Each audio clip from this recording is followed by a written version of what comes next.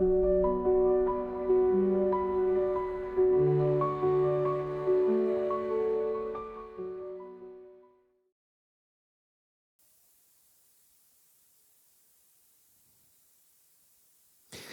noite, meus irmãos. Graça e paz do nosso Senhor Jesus Cristo seja com todos nós aqui presentes. É um prazer sempre estar aqui com vocês. Uma alegria poder hoje servi-los novamente. Mas para mim sempre é um prazer e sempre é um privilégio. E a cada vez que eu venho é sempre ainda mais... Eu não demoro muito a vir aqui, né? Eu venho aqui com certa frequência.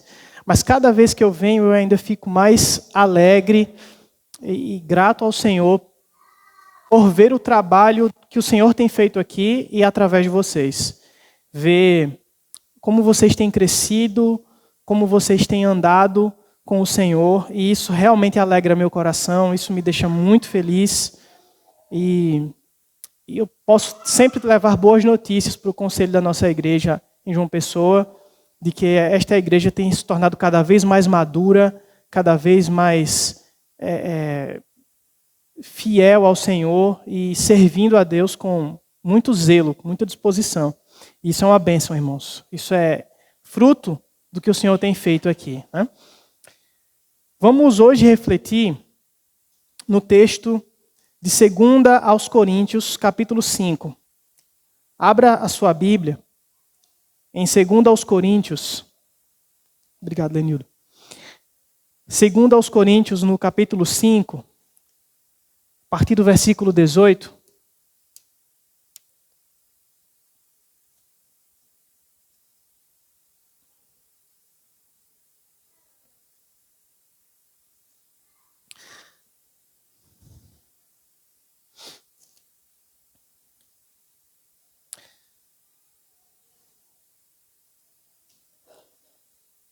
Irmãos, Scofield é um soldado que na Primeira Guerra Mundial foi comissionado de uma missão muito difícil.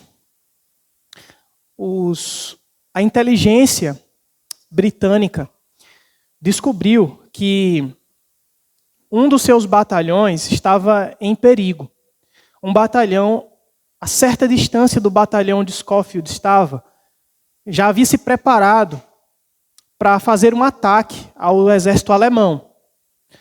Mas a inteligência do batalhão de Scofield, através de uma espionagem aérea, descobriu que os alemães estavam fazendo um recuo estratégico. Eles não haviam se retirado, como aquele batalhão pensava, mas eles haviam apenas recuado estrategicamente, aguardando e escondendo novas armas e outros homens.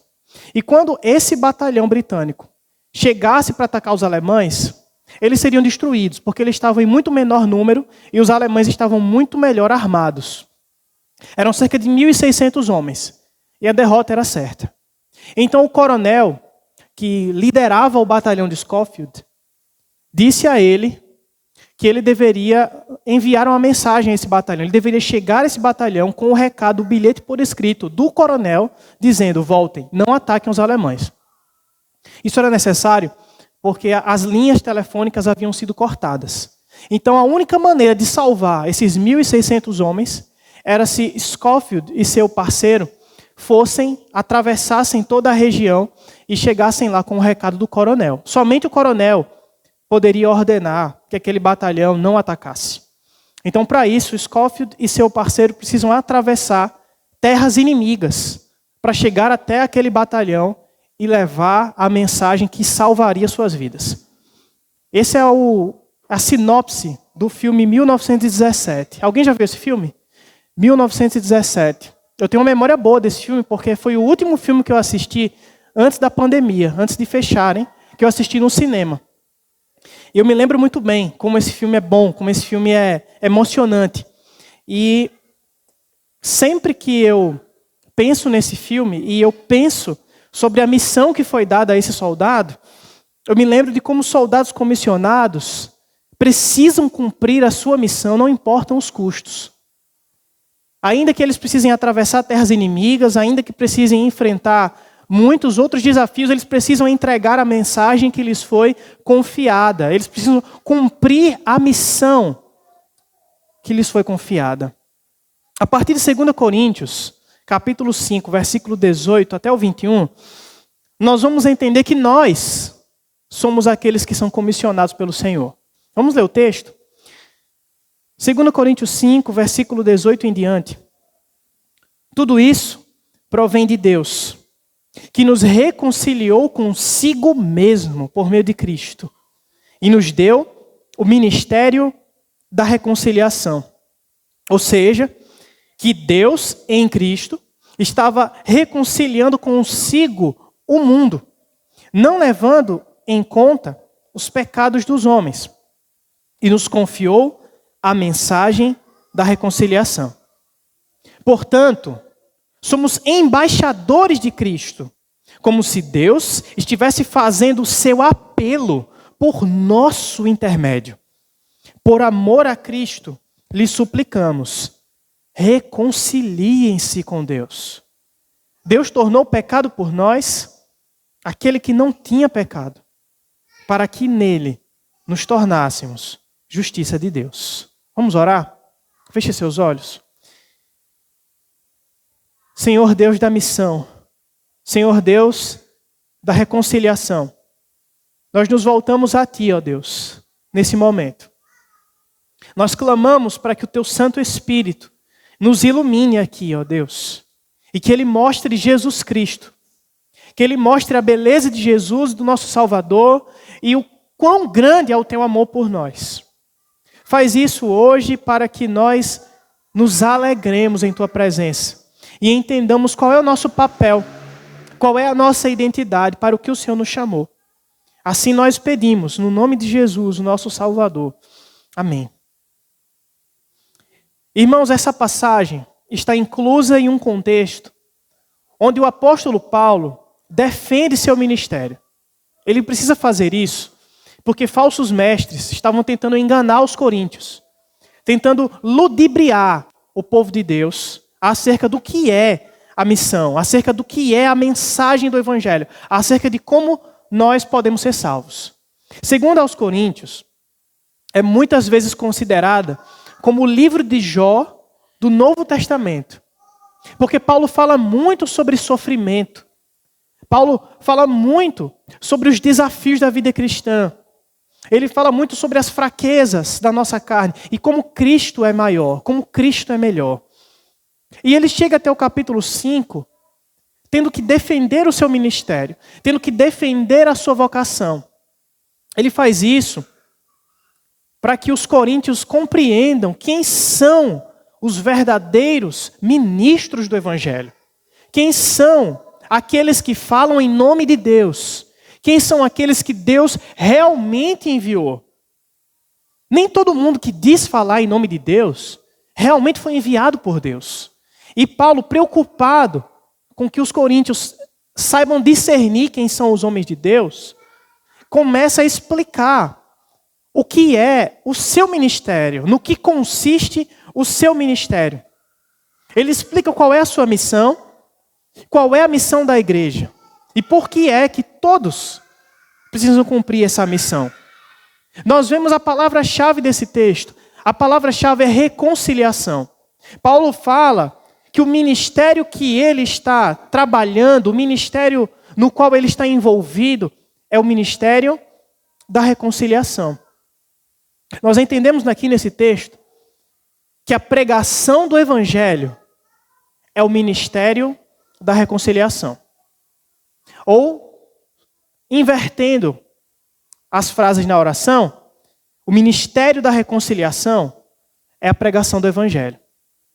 Mas como é que o ministério da reconciliação é aplicado ao mundo? Como é que todos podem entender o que é esse ministério da reconciliação? Nós vamos ver isso em duas partes. Na primeira parte, em primeiro lugar, o ministério da reconciliação é aplicado ao mundo por parte do próprio Deus. Ele é aplicado ao mundo por parte do próprio Deus. Veja comigo e deixe sua Bíblia aberta nos versículos 18 e 19, que nós lemos aqui. O texto diz que tudo isso provém de Deus. Mas isso o quê? Se você tem estudado métodos de interpretação da Bíblia, a gente trabalha muito com o OICA. Acredito que aqui vocês devem trabalhar também, os pequenos grupos e tudo mais. Nós sabemos que nós devemos fazer perguntas ao texto. E Paulo então diz, tudo isso provém de Deus. Mas isso o quê? Do que Paulo está falando? Vamos tentar entender o contexto aqui. Ele está falando exatamente dos versículos anteriores.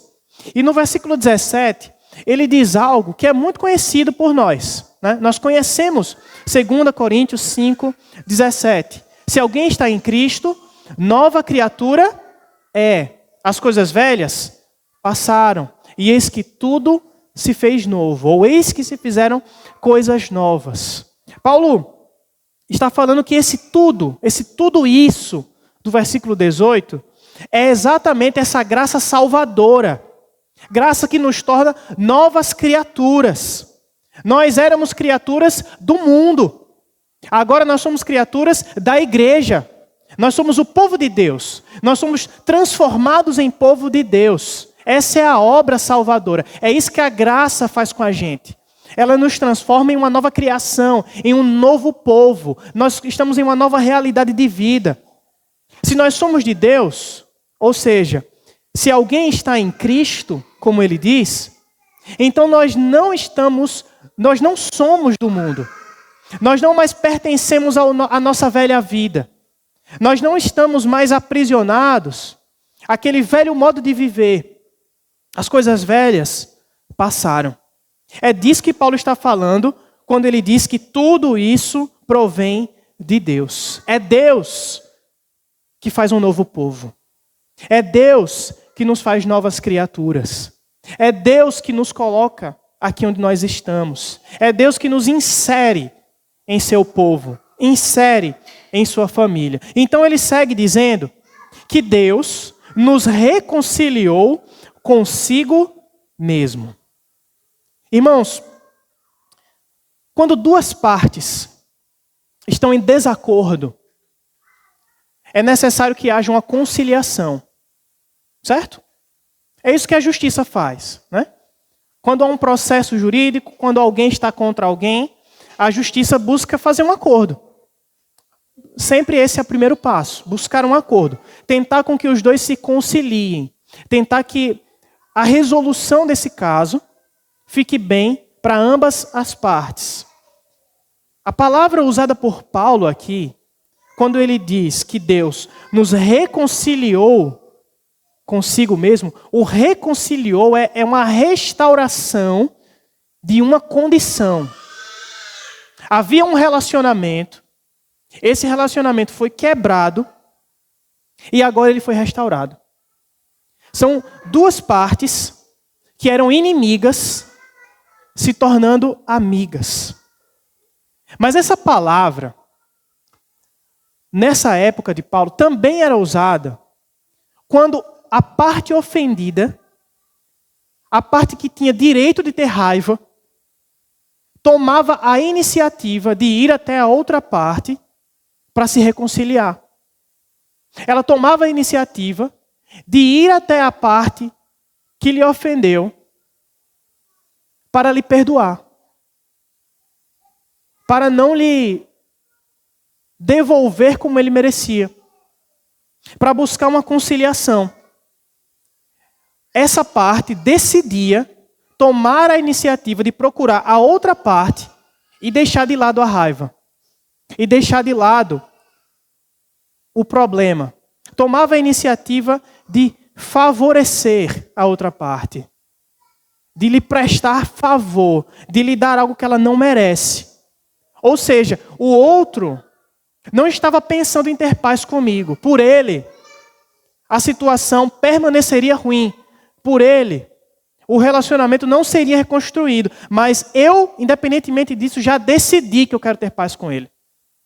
Eu já decidi que eu vou até ele e por minha própria iniciativa eu me resolvo com ele. E eu me resolvo concedendo essa paz. Concedendo a paz que ele não vai me conceder, que eu posso conceder. Eu resolvo o problema entre as partes. Eu dou o favor que ele não pediu e que ele sequer merecia. Essa palavra significa isso. O reconciliou. E é exatamente isso que Deus fez conosco. Deus tomou a iniciativa de nos reconciliar consigo mesmo. É isso que Paulo está dizendo aqui. Quando Paulo diz que ele nos reconciliou consigo mesmo por meio de Cristo, ele está dizendo que Deus tomou a iniciativa de vir até nós, a parte que o ofendeu, e resolver o problema que havia entre as partes. Ele, por si mesmo, foi ofendido. E ele, por si mesmo, quis reconstruir o relacionamento que nós destruímos. Que nós prejudicamos. Que nós quebramos. É isso que ele está dizendo aqui. Deus tomou a iniciativa de reconstruir o relacionamento conosco. E ele o fez por meio de Cristo. De modo, irmãos, que na pessoa de Cristo, em sua obra redentora, Deus estava efetivamente restaurando o nosso vínculo com Ele. Veja, houve um vínculo. Esse vínculo estava com Adão e Eva. E a partir deles, toda a humanidade, a partir do seu pecado, toda a humanidade passa então a não ter mais vínculo com Deus, a não ter mais relacionamento com Deus. E o que Deus faz é tomar a iniciativa de restaurar esse relacionamento. Nós herdamos dos nossos pais a separação com Deus. Mas nós herdamos do próprio Deus, por meio de Cristo, a reconciliação. É por isso que no versículo 19 ainda, no 18, Paulo diz que ele nos deu o ministério da reconciliação. O ministério da reconciliação é uma maneira linda, belíssima de dizer o que é o Evangelho. O Evangelho é um ministério de reconciliação. Ou ele é o ministério de reconciliação. João Calvino, o reformador, comentando esse texto, ele diz: este é o principal propósito desse ministério. Embora nós sejamos, por natureza, filhos da ira, a questão entre nós e Deus pode ser resolvida. Deus pôs fim à nossa inimizade com Ele. Cristo foi temporariamente rejeitado na cruz para que nós fôssemos eternamente recebidos no amor de Deus. Então, no verso 20, Paulo diz que Deus estava... Aliás, no verso 19, Paulo diz que Deus, em Cristo, estava reconciliando consigo o mundo. Agora, atenção aqui. Na NVI, que provavelmente é a sua versão, ela diz: Deus em Cristo estava reconciliando consigo o mundo. Mas eu queria chamar a atenção aqui para uma outra versão, a versão Almeida Revista e Atualizada. Porque ela guarda um pequeno detalhe que faz toda a diferença. Na Almeida Revista e Atualizada, o texto diz que Deus estava em Cristo reconciliando consigo o mundo. Veja a diferença. Na NVI, Deus em Cristo estava reconciliando consigo o mundo. Na Almeida Revista e Atualizada, Deus estava em Cristo reconciliando consigo o mundo. Isso faz diferença. Sabe por quê? Porque quando Paulo diz, no texto original, que Deus estava em Cristo, ele faz isso de propósito. Antes de dizer que Deus estava reconciliando consigo o mundo, ele diz que Deus estava em Cristo. E ele faz isso porque ele quer que os coríntios e que nós agora entendamos algo muito precioso. Paulo estava dizendo que Cristo estava no Pai, que Cristo estava em Deus. Ele está dizendo que o Filho estava no Pai. Por isso que João, eu vou abrir aqui o texto. João capítulo 10. no versículo 38, o próprio Jesus estava explicando algo para os judeus que não entendiam sua missão.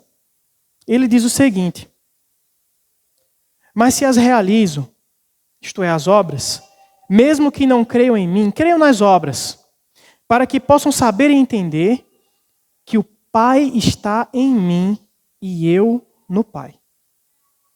Paulo quer exatamente que os seus leitores entendam que Deus está em Cristo. Que na obra da reconciliação, que na execução de sua obra, o Pai estava no Filho. Isso é tão importante, irmãos, porque Paulo quer que nós fiquemos satisfeitos em Deus por meio de Cristo. Nós precisamos entender que nós temos a Cristo plenamente. Nós temos a Deus plenamente. Que a revelação de Cristo para nós, que a sua encarnação, não é uma versão de Deus. Não é uma cópia de Deus. Não é que Deus mandou um secundário. Não é que Deus ficou lá no céu e mandou alguém para representá-lo. Não nesse caso. Veio o próprio Deus. O próprio Deus, em Cristo, se fez presente entre nós. Paulo está dizendo que esse Deus, em Cristo, é o Emanuel. É Deus conosco. É Deus no meio de nós. Ele se aproximou de nós em Cristo. O Criador do universo, que foi ofendido por nós, resolveu o problema da distância entre nós e Ele, vindo Ele mesmo em forma humana para nos reconciliar com Ele. De modo que nós podemos ter a Deus na pessoa de Jesus Cristo, nosso Salvador. De modo que nós podemos ir diretamente a Ele por meio de Cristo. Em João 14, Filipe pede a Cristo uma coisa. Não sei se você lembra dessa passagem. Antes dele dizer que Ele é o caminho, a verdade e a vida. Aliás, logo depois dele dizer isso. Ninguém vai ao Pai senão por mim, certo? Jesus fala. E logo depois, Filipe diz assim: então mostra-nos o Pai. Jesus diz: eu sou o caminho, a verdade e a vida. Ninguém vai ao Pai a não ser por mim. Verdade que nós ficamos profundamente emocionados. Nós memorizamos esse versículo logo no início da nossa caminhada cristã. E então Filipe ouve Jesus dizer isso pessoalmente e diz: então mostra-nos o Pai. Jesus olha para Filipe e diz: como é que você pode dizer isso se eu estou aqui com vocês? Eu estou aqui presente todo esse tempo com vocês e você ainda diz, Filipe, mostra-nos o Pai. Irmãos, isso guarda uma semelhança muito grande da gente com Filipe. Será que nós temos sido utilitaristas, assim como Filipe, a respeito do nosso Deus? Será que só conseguimos ver a Deus quando nós então recebemos aquilo que nós desejamos? Quando nossos desejos são satisfeitos? Quando a nossa oração é respondida exatamente do jeito que a gente fez? Exatamente com aquilo que a gente esperava receber? Será que nós só vemos a Deus nessas coisas? Será que nós só temos afeição por Deus quando as coisas saem conforme os nossos planos? Do jeito que a gente espera? O quanto você lembra na sua semana que você foi reconciliado com Deus? Que não existe qualquer barreira entre você e Deus? Que não existe qualquer empecilho para que você converse com o seu Deus e receba o seu amor, e receba a sua graça, e receba uma boa porção do Espírito na sua vida? A nossa expectativa, constantemente, é ter sempre aquilo que nós não temos. E nós nos esquecemos daquilo que nós já temos. E o que nós já temos é muito, mas infinitamente melhor do que qualquer outra coisa que a gente queira ter. Em Cristo, nós temos o Criador do universo propício a nós. Não mais ira, mas amor pleno, pleno de amor, pleno de graça, pleno de misericórdia. Nós temos livre acesso ao Pai. A nossa vida ganha todo um novo sentido, ganha novas cores. Porque já não estamos mais mortos em nossos delitos e pecados. Porque quando nós estávamos mortos em nossos delitos e pecados, Ele nos deu vida juntamente com Cristo. E pela graça nós somos salvos. Nós recebemos o que o mundo está constantemente ansiando e não tem. Mas nós já temos em Cristo. Por isso que as outras coisas que nós queremos ter, embora elas sejam boas e em certo sentido elas sejam necessárias para nós, não podem roubar de nós aquilo que nós já temos de melhor. Porque nós já temos o melhor que qualquer um pode ter. Nós temos a Cristo Jesus. Isso significa que nada nos falta. Que nós somos plenamente contentes naquilo que nós temos. É isso, aliás, que o apóstolo Paulo diz lá em Filipenses capítulo 4. Quando ele diz que eu sei o que é viver com muito e sei o que é viver com pouco. Eu sei o que é ter muito e sei o que é passar necessidade. Eu tudo posso naquele que me fortalece. E esse tudo posso naquele que me fortalece é porque eu estou contente com tudo, em qualquer circunstância. Eu já tenho o que eu mais preciso. Deus te reconciliou com Ele sem que você pedisse, sem que você fosse atrás, porque isso seria impossível. Nenhum de nós iria. Mortos não falam. Mortos não têm desejos. Mortos não têm opinião. E nós estávamos mortos. Mas Ele nos arrancou da cova onde o pecado havia nos colocado. Ele substituiu o coração de pedra por um coração de carne. E agora nós o conhecemos. Nós sabemos quem Ele é. Como o apóstolo João, na sua primeira epístola, ele começa aquilo de uma maneira maravilhosa, de uma forma indizível. Ele diz: aquele que nossos olhos viram, que nossos ouvidos ouviram e que nossas mãos apalparam. Isso nós testemunhamos acerca da palavra da verdade. Nós o conhecemos, irmãos. Cristo veio. Nós estamos nos aproximando do Natal agora e nós devemos fazer isso com expectativa, celebrar o Natal com expectativa, porque Deus veio para o meio de nós. Ele veio para o meio dos seus inimigos. Ele veio nos reconciliar com Ele. A nossa separação com Ele era de proporções cósmicas. Não havia possibilidade de nós encontrarmos a Ele. Paul Washer, um pregador que eu gosto muito, acho que a maioria de vocês deve conhecer, ele fala algo que eu nunca esqueci. Ele fala que a criação do universo foi do nada. Ex nihilo, como diz no latim. O universo foi criado do nada. Mas a nossa salvação não veio do nada. Nós não estávamos no nada. Nós estávamos no pecado. Uma coisa é você pegar matéria-prima, como por exemplo, vou usar como exemplo até uma ilustração bíblica, é você pegar o barro e transformar ele num jarro. Isso é uma coisa.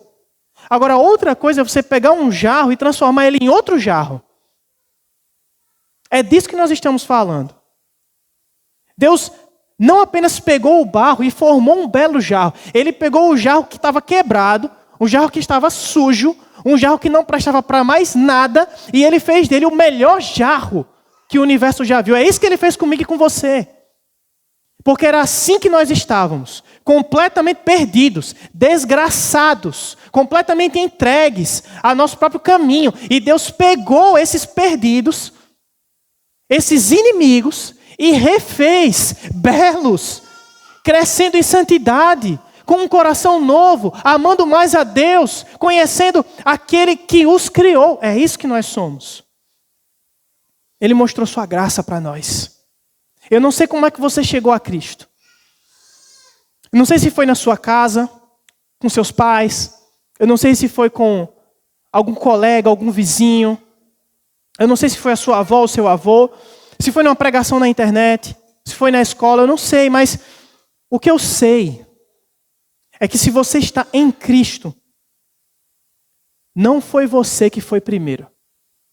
Foi Ele que decidiu ir até você. Foi assim que Ele fez comigo. Porque eu era inimigo dele, mas Ele quis ser meu amigo. Você era inimigo dele, mas Ele quis ser seu amigo. E é isso que Ele é agora. Irmãos, esse é o ministério da reconciliação. E essa é a parte de Deus no ministério da reconciliação. Ele vai até os seus inimigos.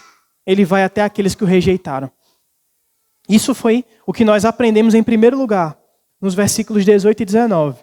Mas em segundo lugar, o ministério da reconciliação é aplicado pela igreja. A igreja, nós, esse novo povo de Deus, aqueles que são nova criatura, tem parte no ministério da reconciliação. Veja comigo, no versículo 20. Portanto, somos embaixadores de Cristo. Como se Deus estivesse fazendo o seu apelo por nosso intermédio. Até aqui.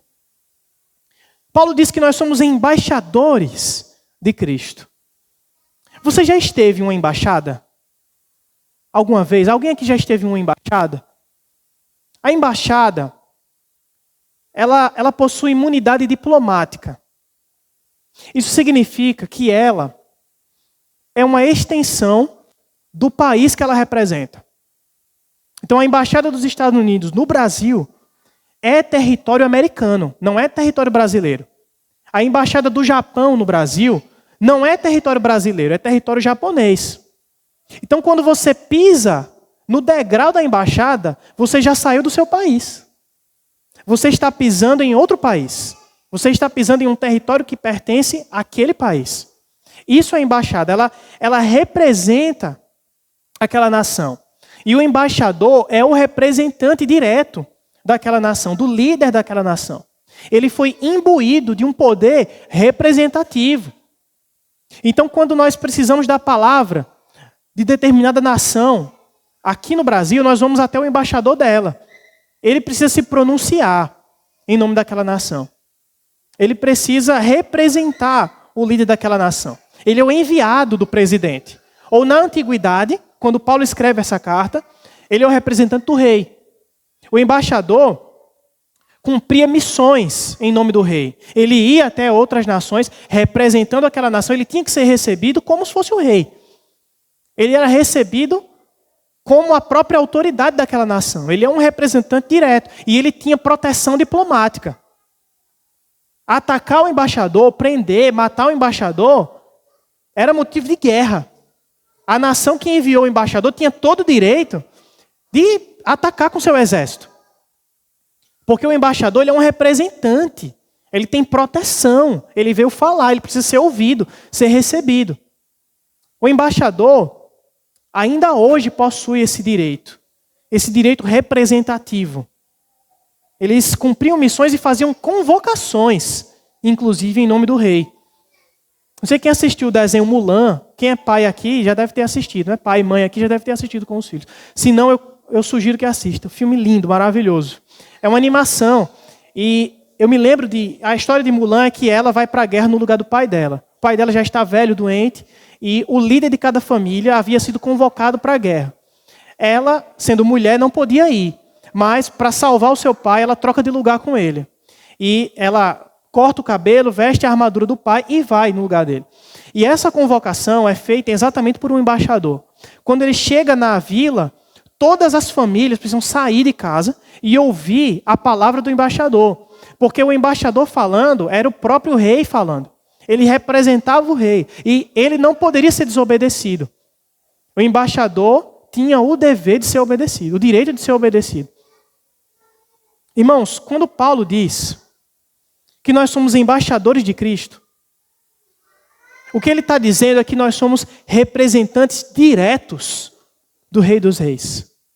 Ele está dizendo que nós, a igreja, somos a embaixada do reino de Deus na terra. Nós somos os representantes do reino celestial. Essa é a nossa responsabilidade. E então ele diz, no versículo 20, que nós somos embaixadores como se Deus estivesse fazendo o seu apelo por nosso intermédio. Por amor a Cristo, então, lhe suplicamos, reconciliem-se com Deus. A comissão dada, se os embaixadores representavam o rei para fazer uma convocação ou para enviar uma mensagem a outro reino, o nosso rei, que nos fez embaixadores, também nos deu uma missão, também nos deu uma mensagem. Ele nos dá uma responsabilidade. E a responsabilidade que nós temos é exortar o povo de Deus e o mundo a se reconciliar com Deus. É chamar todos a se voltarem ao Senhor. É comunicar ao mundo a obra da reconciliação que Deus fez. O que nós falamos aqui no primeiro ponto é o que nós precisamos falar ao mundo, a uns aos outros e ao mundo. Que Deus veio nos reconciliar. Que Deus realizou uma obra de restauração de toda a humanidade para com Ele. É por isso que Paulo diz, por amor de Cristo, lhes rogamos, lhes suplicamos. Em outras versões, lhe rogamos em nome de Cristo. Porque o papel do ministro, o papel do pregador, é lembrar a igreja de tudo isso. E mais, além de lembrar, é de assegurar o amor de Deus por nós. Nós precisamos discernir, toda vez que um pregador abre a Bíblia para falar, se ele está falando do Evangelho, se ele está falando claramente de que há uma mensagem de reconciliação, ele é um pregador fiel ao Senhor. E nós precisamos saber ouvir. E para além disso, nós, enquanto povo de Deus, precisamos pregar esta mensagem ao mundo. Porque nós somos representantes do próprio Cristo. Como se Ele, o próprio Deus, fizesse o seu apelo ao mundo, rogasse ao mundo por nosso intermédio. Preste atenção no fazendo o seu apelo, ou no rogamos, é a mesma coisa. É como se Deus se rebaixasse, entenda isso, entenda o que eu quero dizer. Se rebaixasse ao ponto de falar diretamente a nós e suplicar que nós voltemos para Ele. Veja o tamanho da graça de Deus conosco. Não é como se Deus estivesse de braços cruzados, olhando para nós e dizendo, não vai vir não, é? Tá certo. Segue teu caminho. Não é assim. Nosso Deus não é assim. Na verdade, é o contrário. O que Paulo está dizendo é que Deus está rogando, suplicando, para que nós ouçamos a sua voz. Para que nós respondamos ao tamanho da obra de reconciliação que Ele fez conosco. Essa é a expressão do apóstolo. Porque ele quer que o seu povo entenda o quanto ele o ama. Ele quer que o seu povo entenda o tamanho da bênção que eles receberam de Deus. Paulo está falando para crentes, meus irmãos, aqui. Ele diz que precisa apelar. Ele está fazendo um apelo continuamente aos crentes. Mas por que esse apelo precisa ser feito constantemente? Por que você precisa ouvir essa mensagem da reconciliação? Por que domingo após domingo, semana após semana, você tem que ouvir que você precisa se reconciliar, que você precisa voltar para o Senhor?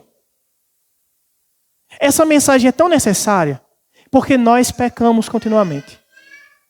Essa mensagem é necessária porque nós caímos. Porque nós nos desviamos. E Cristo não morreu apenas pelos pecados que nós cometemos antes da nossa conversão. Cristo não morreu apenas pelos pecados de antes do batismo. Cristo morreu pelos pecados que nós cometemos hoje. Cristo morreu para nos salvar dos pecados que nós ainda caímos. Nós não somos escravos do pecado. Ele não nos domina mais. Mas ainda estando em um corpo de carne, ainda somos suscetíveis a cair. E nós caímos. E por isso nós precisamos ouvir o Evangelho semana após semana. Porque nós caímos, mas tem perdão para cada um desses pecados. Porque nós fraquejamos, mas o Senhor continua cuidando de nós. O Senhor continua nos mantendo seus amigos. Meu irmão, quando você cai, Deus não te rejeitou. Se você é um cristão, se você é um crente. Quando você cai, Deus não esqueceu que você ainda é fraco. Quando você está abalado, quando você está deprimido, quando você está abatido, isso não é um abandono do seu Deus para com você. Deus continua amando você e continua desejando que você dependa dele. E continua querendo sustentar a sua vida. Então, irmãos, é necessário que nós entendamos isso. Em especial porque os papistas, ou os romanistas, ou ainda os católicos, vão dizer que você foi perdoado até o seu batismo. Agora, daqui para frente, vai tu mesmo. Daqui para frente, você tem que merecer o perdão de Deus. Então, você tem que rezar 10 Ave Marias, 15 Pai Nosso. Você tem que fazer isso, para que você, então, agora seja perdoado. Você precisa redimir a sua alma. Você precisa realizar obras para que o perdão de Deus chegue até a sua vida. Mas nós não somos papistas, não somos romanistas, nós somos reformados. E porque nós somos reformados, nós cremos que nós não podemos fazer nada para merecer o perdão de Deus. Mas que Cristo podia fazer tudo por nós. E Ele fez o suficiente para que o nosso pecado de agora pudesse ser perdoado. Para que nós agora recebêssemos perdão e graça do nosso Deus. Em doses cavalares, em cachoeira de perdão. É assim que é a vida de um crente. Então nós chegamos até o versículo 21, que encerra o que nós estamos pensando aqui. O verso 21 é o resumo de tudo isso que o apóstolo Paulo falou. Da mensagem que os embaixadores de Cristo precisam anunciar ao mundo. Deus tornou pecado por nós aquele que não tinha pecado, para que nele nos tornássemos justiça de Deus. Eu quero que você atente aqui para uma dinâmica importante no que Paulo está dizendo aqui. Perceba que ele faz uma oposição entre pecado e justiça. Aquele que não tinha pecado, Deus fez pecado. Mas aqueles que tinham pecado, Deus fez justiça. Paulo faz essa oposição para que nós entendamos exatamente o que aconteceu na cruz do Calvário. O que é o pecado? Pecado é aquilo que nos torna culpados, diante de Deus. E o que é a justiça? A justiça é exatamente o que nos torna aceitáveis diante de Deus. Deus faz uma troca. E essa oposição é importante, porque a justiça era o que Cristo tinha. E o pecado era o que nós tínhamos. Essa justiça não é algo que nós alcançamos. É algo que nos foi dado. É algo que nos foi imputado, creditado. Nós não poderíamos tornar-nos justos diante dele. E esse é o grande dilema das Escrituras. Como é que Deus pode justificar o pecador sem ele mesmo ser injusto? Deus não pode deixar o pecado impune. Quem peca precisa ser castigado. Você não quer um juiz injusto, eu também não. E nós não adoraríamos a Deus se ele não fosse justo. Mas para que Deus seja justo, é necessário que ele dê ao pecador o que ele merece. Ele não está sendo malvado, ele está sendo justo. Como então Deus poderia justificar o pecador? A única forma, irmãos, é se um justo tomasse o lugar dos injustos. A única maneira é se alguém tomasse o castigo que merecíamos. E foi isso que Cristo fez. Como é que nós podemos nos tornar justos diante de Deus? Do mesmo modo que Cristo se tornou um pecador. Na troca maravilhosa da cruz do Calvário. Foi isso que Martinho Lutero disse. Que na cruz aconteceu uma troca maravilhosa. Na cruz, o justo se torna injusto.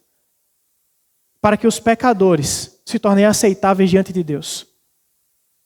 Foi isso que ele fez. Pense nisso, sem um mediador, sem Cristo, nós só teríamos Deus como um Deus irado conosco. Nós só teríamos Deus como um Deus distante de nós e pronto a nos castigar. Mas porque nós temos um mediador, mas porque nós temos aquele que é o justo, então nós não temos mais um Deus irado conosco. Nós temos um Deus pacífico, um Deus amoroso, um Deus paciente. Por fim, atente para o que Paulo diz no final do versículo. Para que nele nos tornássemos justiça de Deus. O nele é algo muito importante aqui. Porque não é em nós que nós nos tornamos justiça de Deus. Não é naquilo que nós podemos fazer. Não há justo fora de Cristo. É por isso que Paulo diz nele, não por ele, mas nele. Nós estamos em Cristo. E porque nós estamos em Cristo, nós somos justiça de Deus. Porque nós estamos em Cristo, nós somos justificados. Nós somos não apenas perdoados e dados a caminhar, nós somos aceitos, amados, queridos, desejados pelo próprio Deus. Ele se agrada daqueles a quem ele salvou, porque ele se agrada da obra que Cristo fez. Essa é a mensagem que os embaixadores precisam anunciar. Mas o que é que nós temos feito a respeito disso? Nós estamos conscientes que nós somos comissionados a anunciar essa mensagem? Você pensa na responsabilidade de ser um embaixador? De ser um representante de Cristo? Isso significa que todo contato que o mundo tiver com você, que o mundo tiver com a igreja, é um contato direto com a mensagem do Evangelho, como se fosse diretamente com Cristo. É por nosso intermédio que Cristo faz a sua mensagem de reconciliação conhecida no mundo. Isso significa que nós não somos embaixada de Cristo apenas quando nós nos reunimos no domingo. Nós somos. Mas nós somos durante toda a semana. Nós somos em toda a nossa vida, em tudo que nós fazemos. É por nosso intermédio que nossos filhos, que nossos amigos, nossos vizinhos colegas de trabalho e de faculdade, alunos, nossos familiares, sobrinhos, tios, avós e avós, vão ouvir da mensagem da reconciliação. É por meio de nós que isso vai acontecer. Isso é particularmente importante para nós hoje, porque existe uma crise de identidade na Igreja de Cristo. Muitos crentes estão aqui, isto é, estão na igreja, sem saber o que é que Deus os chamou a fazer no mundo. Pensando que Deus os chamou apenas para casar, apenas para terem filhos, para serem bem-sucedidos no seu trabalho, para terem uma casa ou um carro. Mas Deus não nos chamou simplesmente para essas coisas. A nossa vocação não é ter uma vida confortável neste mundo. Nós não fomos chamados para correr e gastar a nossa vida em busca disso. Isso não é ruim, entenda. Isso não é ruim. Mas o nosso chamado não é para buscar essas coisas. Lembre do que Cristo disse no Sermão do Monte. Busquem em primeiro lugar o reino de Deus e a sua justiça. E o que é que ele fala do carro, da casa, do casamento, dos filhos? O que é que ele fala acerca disso? Ele as chama de demais coisas. E ele diz que elas vos serão o quê? Acrescentadas. Ele não manda correr atrás disso. Ele manda correr atrás do reino de Deus e de sua justiça. Porque nós somos embaixadores desse reino. Nós somos representantes desse rei. E ele não é o rei que distribui carros para todo o seu povo. Ele não é o rei que distribui as melhores roupas para todo o seu povo nesse mundo. Ele não é o rei que dá tudo que o seu povo deseja ter. Por vezes ele é o rei que tira essas coisas. Por vezes ele é o rei que frustra os sonhos do seu povo. E ele faz isso porque o seu povo está sonhando errado. Porque o seu povo está desejando errado. Está ansiando errado. A ansiedade do nosso coração deve ser por Cristo, pelo seu reino, por fazer seu nome famoso, por dar glória a Ele. Mas o mundo olha para nós e não vê isso. Não vê uma paixão pelo reino de Deus. Não vê um zelo pela glória do nosso Salvador. Vê um zelo profundo, imenso, por ser aprovado no concurso. Um zelo profundo, imenso, por ser promovido no trabalho, por vender mais na loja, por ter um carro melhor, por ter uma casa melhor, por viajar e conhecer vários lugares. Esse é o zelo que o mundo às vezes olha para nós e percebe.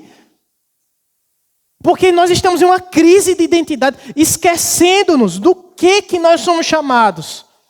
Nós somos chamados de embaixadores de Cristo, porque Ele nos enviou como representantes do seu reino nesse mundo.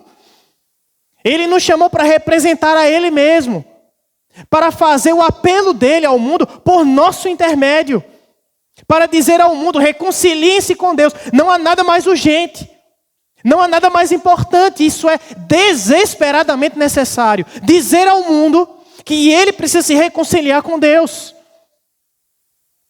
Isso acontece porque o nosso coração não se regozija em Deus como deveria. A nossa alegria não está em Cristo. E é por isso que nós precisamos ouvir este evangelho domingo após domingo. Porque o nosso coração precisa se voltar para Ele domingo após domingo. Nós somos plenamente capazes de acordar amanhã, na segunda-feira, e já acordar tristes, ansiosos, angustiados. Como é que vai ser essa semana? Será que eu vou conseguir fazer tudo o que eu tenho que fazer? Será que eu vou entregar tudo o que estão esperando de mim? Nós começamos a semana já esquecidos de qual é a nossa missão, de qual é a nossa identidade. Meu irmão, não fique correndo atrás das coisas que Deus prometeu que vai acrescentar à sua vida. Corra atrás de Cristo, do seu reino. Lembre-se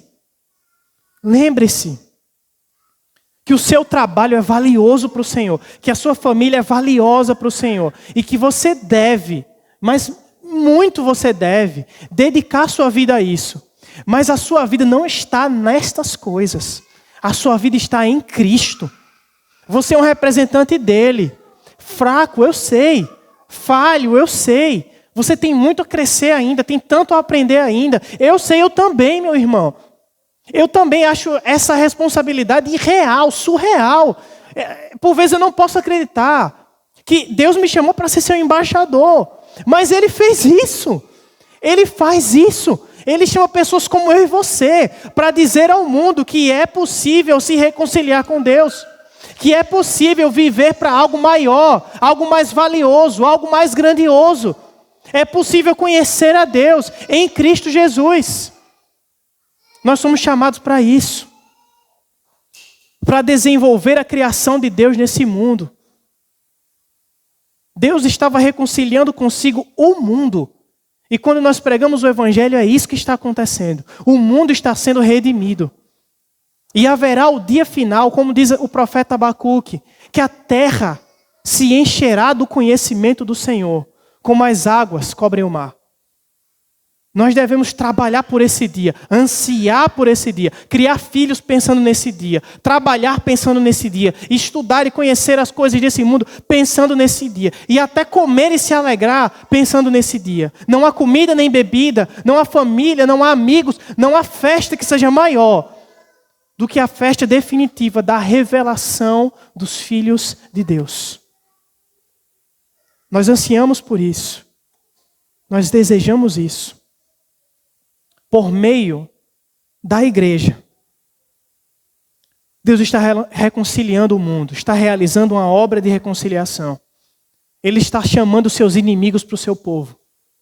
É por meio de você que Deus está reconciliando Mamanguape com ele.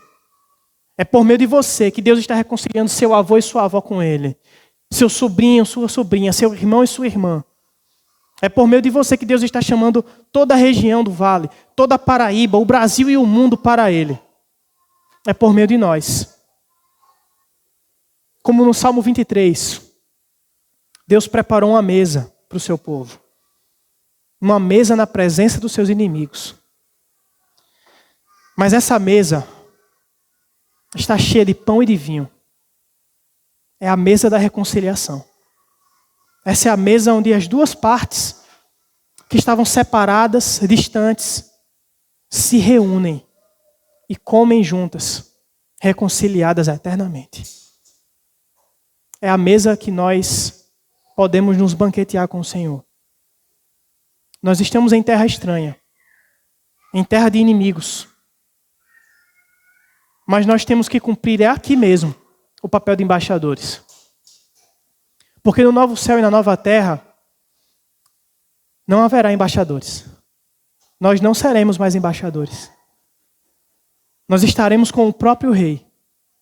E ele não precisará de representação. Porque todo olho o verá. E todo joelho se dobrará diante dele. Em especial aqueles a quem nós o anunciamos. Aqueles a quem nós o pregamos. Aqueles que ouviram de nossa boca. Porque nós não nos envergonhamos do Evangelho. Mas dissemos ao mundo que Cristo veio porque Deus quis reconciliar consigo o mundo. Nós somos seus embaixadores aqui, neste mundo, até que Ele venha. Essa é a nossa missão. Foi para isso que o Senhor nos chamou. Feche seus olhos, baixe a sua cabeça. Em reverência silente. Responda ao Senhor em oração acerca de tudo que você ouviu. E depois cantemos a Ele sobre o que Ele fez por nós.